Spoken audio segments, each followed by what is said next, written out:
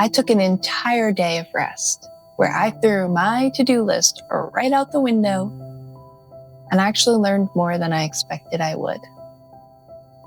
I'm here today to share 4 lessons from that day of rest that hopefully can encourage you to take time off when you need it.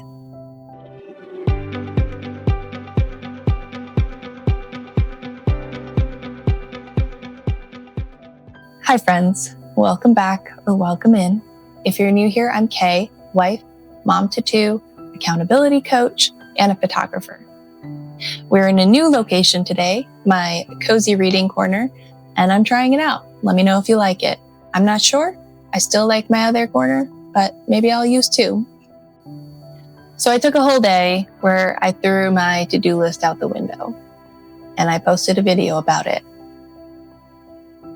And then I spent some time thinking about it, and I realized that in my accountability coaching, I had some lessons that I could share with my clients about why I push for so much grace in their goal getting and setting. And then I figured I could share that with you too. So often in our lives, especially mine, running 2 businesses, being a homemaker, being a wife, being a mom of 2, we can feel pulled in so many different directions. What dinner are we going to make tonight? Are we meal prepping for a week or a month? Do the kids need to set up their yearly doctor appointments? Do you also have to get to the dentist? Do you also have to book your dentist appointment? Do you have to answer emails for work? Do you have client calls to hop on? There's so much going on, and there are so many good, reasonable things to put on a to-do list. And sometimes it can feel really, really hard to slow down and ask, well, what do I want to do? But that's exactly what I did. So if you missed the video, I will just give you a little recap of what I spent my day doing. In the video, I included a clip the night before my day alone where I said, I just found out that my husband's taking the kids and I am full of energy and I'm so excited. I'm just going to have such a great day, because the last time he did that, I spent 6 hours cleaning my house, scouting locations for my photography clients, and getting work done. And so I thought, I'm going to do it all again. But guess what? I packed them up, sent them off with my husband, and I threw my to-do list out the window. I made a nice coffee with my espresso machine, a nice latte, and I got to sip it sitting here in my corner reading a book. And I didn't have any interruptions. I got to read until I wanted to put down the book, instead of reading for 15 minutes to hit a goal of my reading every day. I got to just read, and that felt amazing. That felt like a luxury. And then I got to work on my book. If you've seen my 34 for 34 list video where on my 34th birthday, I decided I had 34 goals for the year. I am working on one of my books and I want it done before I start writing my second book.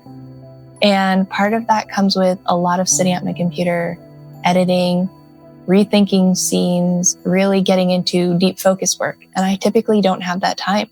And I got to sit at my computer for a few hours and just spend time in that creative zone. No interruptions, no place to be, no stopping time. I also went out for a run, which is an exercise goal of mine. I failed the run, which you can see in the video, but I still did it. I went out. I had takeout. I worked a little bit on my YouTube videos because I wanted to, not because I had to. And I slowed down. I did throw in a load of laundry because it's right there. And I knew while I was sitting here reading that it would probably distract me and I'd feel a little guilty about it. And that's all I did. That's the only chore I did, was 1 load of laundry. So what I noticed was time felt different. It felt calmer. It felt slower. I actually ignored my phone for quite a while. I didn't even know what time it was. I checked in every so often in case my husband had sent a message about the kids. But for the most part, I didn't look at a clock. And that, I don't know about you, but for me, that was so freeing. I spend my days, especially with toddlers, looking at clock. Like, is it lunchtime? Is it nap time? What time does he need to wake up from his nap so he goes to bed tonight? When does dinner need to be on the table? When is my husband getting home from work? When can I get in a run because I have so much other stuff going on? When am I having client calls? I oftentimes run my entire days around the clock. So to have one day where I didn't look at the clock, I think my brain felt less noisy because I didn't feel like I had this pressure of the clock and of the to-do list. And so when I got into these, like my reading and my writing, when I got into these creative modes, I was able to really focus and be creative. I had the brain space to not be so logical and structured and just let the creativity flow. I also realized, and let me know if this is you too, where I tie a lot of my worth to what I can do, what I've gotten done, what I'm doing for my family and doing for my businesses. I don't tie as much as my work to being me. And I was able to spend the whole day, this is what I noticed, I was able to spend the whole day being me. Obviously, my identity is wrapped up in all those other things, but who is Kay when she's not a mom, a wife, or a business owner? Like, I am a true book nerd. I am a creative at heart, and I'm a photographer, but also I like editing the videos now. I love writing the book and editing books, which is probably a trend. I love to edit the videos, edit photos, edit books. I like to take something raw and turn it into something beautiful. And I got to do that. And I got to really realize that about myself. So obviously, I am an accountability and productivity coach. So upon reflecting on this, I was thinking, how can I impart this wisdom to my clients? What lessons did I learn from this? Because I am constantly in an education journey myself, where I am trying to get out there and try things that my clients are trying and do things that I'm telling them they should do so I can better serve them. And I came up with 4 lessons. So Coach Kay now wants to take over and share these lessons with you in a hope that they encourage you to slow down for a day, to rest, to maybe take a day off if you can, because I don't think it was wasted time. And I think it was actually very important. So lesson 1, consistency is not just about the action. Yes, we want to be consistent. We want to do things over and over and over again. That is the name of consistency. But what we don't have to do is hit a PR every time, to hit a record, to finish something better than we did it last time. That is not consistency. That's not the goal of consistency. Slowing down showed me that consistency is more often not about doing more, but about showing up with the energy you have to create that sustainable foundation. And I do teach that to my clients, where every day, even if you can only fit in 5 to 15 minutes of a goal or a routine or habit that you have, it's more important to do that, to show the brain that it is important to you, than it is to show up perfectly and hitting that PR. Because if you don't have the energy for that, then you're more likely to not show up tomorrow, because you'll burn yourself out. Consistency is choosing what you have the time, energy, even mood for sometimes, and completing the action in a way that feels softer and gentler. Because burnout can't create change, but sometimes breathing space does. And of course, there's always the caveat that we're not taking 7 days in a row to skip something or to only do the 5-minute version, unless you're going through something really, traumatic or a medical event or something. Obviously, we're not lying to ourselves. One day is different than every single day giving yourself an excuse to be lazy. So just keep that in mind. But lesson number 2 is the myth of lost time. This time off and slowing down, it didn't make me fall behind. And we can often feel that way. We feel like we're falling behind. We're not keeping up. If we waste the time, then we're not making progress. But I truly believe that this rest time is invested time. You are investing in how you can show up tomorrow. So I had mentioned in my last video, that my husband was gone on a mountain biking trip for 4 days, and it was just me parenting. And then he came back and we had a very busy week. And if I hadn't taken this time to myself before he left and then we hit this busy week, I probably would be facing burnout right now because it was a lot. I don't know how you feel about being alone with 2 toddlers who don't sleep at night, but the days are very long. And so I think I invested in myself that day by spending time doing what I wanted to do so that when it came time to me not having even a minute to myself, I had filled my cup first. Lesson number 3 is rhythm over routine. I say this a lot, where I don't believe that we should have strict and rigid structures and schedules to our days. I believe that our routine should feel more like rhythm. And slowing down just reminded me how soft a routine or a rhythm can be so it can flex with your life. Because amazingly, while I was reflecting on it, I realized that I still kind of hit my same routine and rhythm for the day, even though I had no to-do list. I was able to ebb and flow through reading and writing and working out.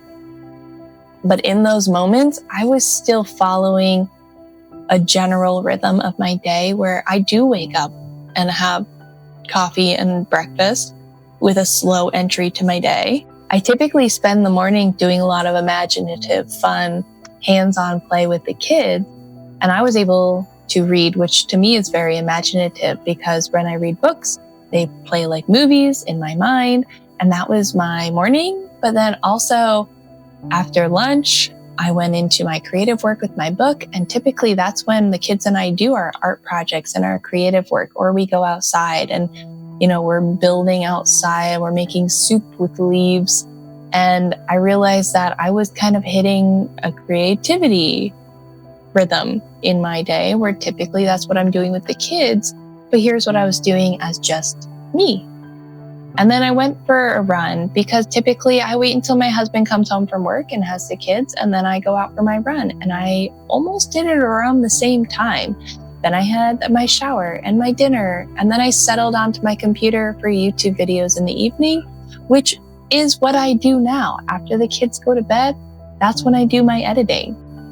My routine actually showed up because I have a flexible, soft routine.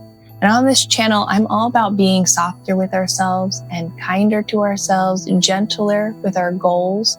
And I'm trying to share my soft season with you because I think there's too much go hard or go home and too much hustle culture, especially for small business owners. Like, you have to be out there 24/7 to get people to you.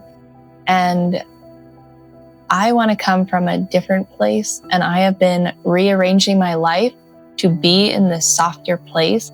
And it was pretty cool to see it happen in real life, where I followed the rhythm of my day that I have been kind of nurturing over the past 6 or 7 months, of setting up my days in a natural flow that my brain was comfortable getting into, but gave me more room to expand into because I threw my to-do list out the window. Which brings me to lesson number 4, that small wins always count. And let me tell you this, I was reflecting on this and I realized that I had multiple little things happening throughout the day that were small wins to me, and they were worth celebrating, and they show true progress. Slowing down didn't erase my progress in my goals. It actually revealed them, because not only did I eat healthy and stick to macros and go out for a run, but I didn't spend the whole day just binging Netflix. I don't know about you, but it can be really hard to have snacks and treats and things when you have toddlers because they hear the crinkle of the bag and they come running. I could have gone to the store in the morning, gotten a bunch of snacks, gotten a bunch of treats, and settled myself down on the couch in front of my shows without having to worry about them. But I didn't.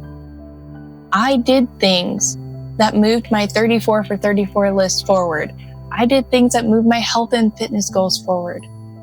I still showed up for my goals without even realizing it. I didn't have anybody checking in on me. I didn't have to answer to anybody. My husband didn't know what I was doing.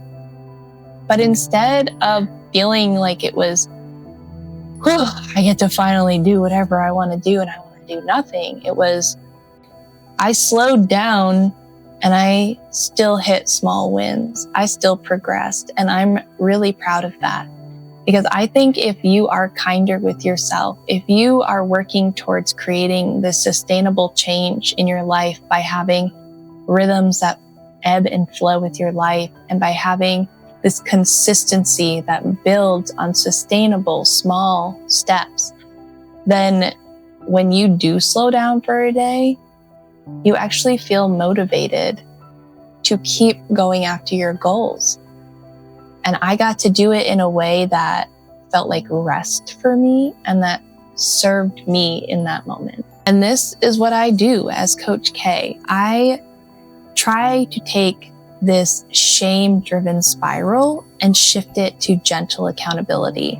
I never want my clients showing up for their goals because they're ashamed that they need to be something else and need to be somewhere else. I want it to be their real life that they're showing up for. I want them to keep moving forward in a realistic way. And so after spending an entire day alone where I threw my to-do list out the window, I realized that I'm walking what I teach. And I am so happy about that. And I truly believe that you can do that too. And right now, if slowing down for you feels impossible, maybe just try an hour. Let your brain wander, daydream, see what you notice.